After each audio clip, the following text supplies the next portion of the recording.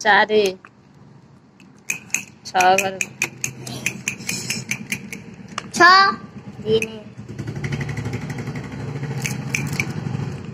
6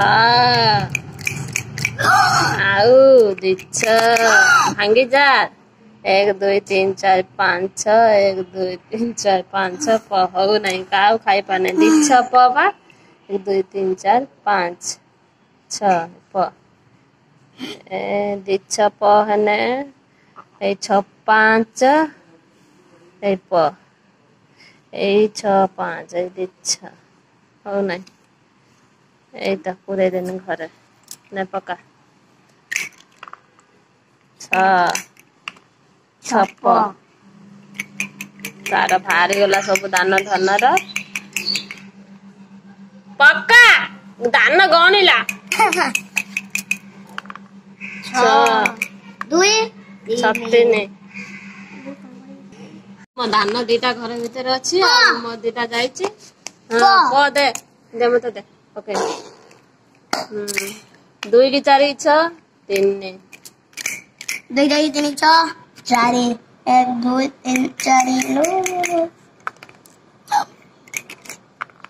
5 1 2 3 4 5 2 की 6 5 2 की 6 4 ता पीछा नगा 2 की 6 2 प 3 6 प 6 2 ने 6 2 रे बांध दे पकाउनु 6 की 2 पड़ोसी गाली उठे पर राग को चिरुजी ये पका बड़ बड़ दाना 4 दे मत दे देखंतु मु हैला प देखै देनी 6 प मु हैला जित्ती गली से भाई भौणी खेलिबे कंटेस्ट लागिबे किए हारुची किए जितुची खेला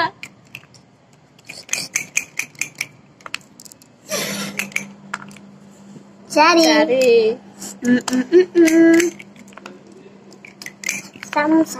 झीर सब दाना पड़ गला गुटे दाना अच्छी धनर केतरा दाना अच्छी 4टा दाना धन रही 3 धन बोधे हार झील जीत 6 5 गणिलु तो भाई 1 2 3 4 5 6 1 2 3 4 5 6 1 2 3 4 5 3 घर को दे एका थर पड़े गला 3 पके पड़े 6 की 3 5 6 की 3 के 4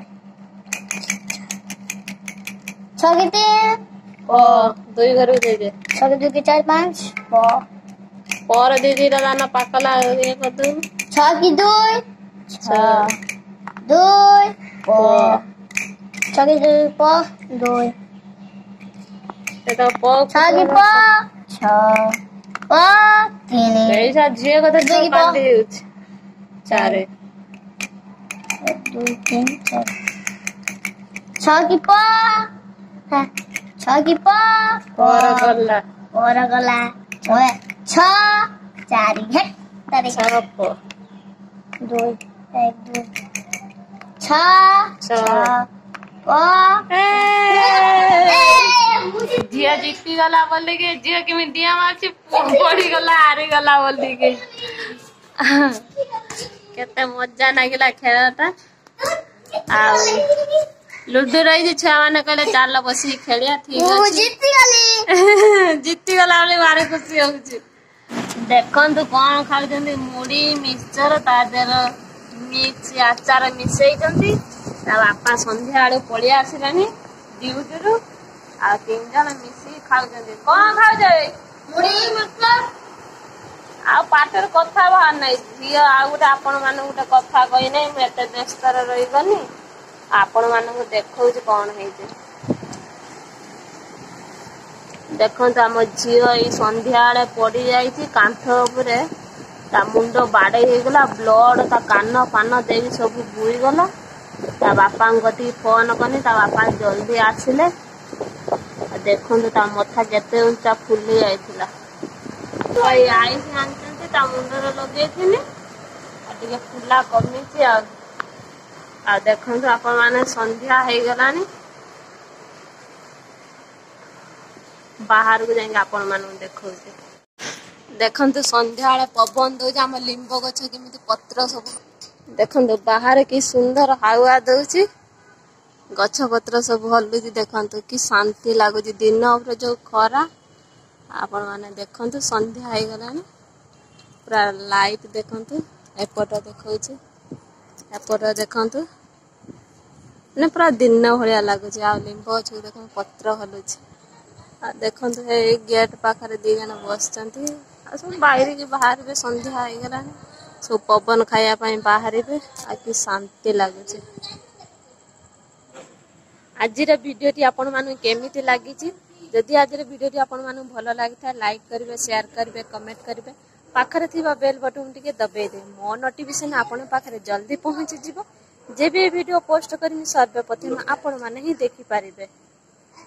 ଆଜିର ଭିଡିଓଟି ଏଇଠି ଏଣ୍ଡ କରୁଛି। ନେକ୍ସଟ ଭିଡିଓରେ ଆପଣ ମାନଙ୍କ ସହିତ ଦେଖାହବ।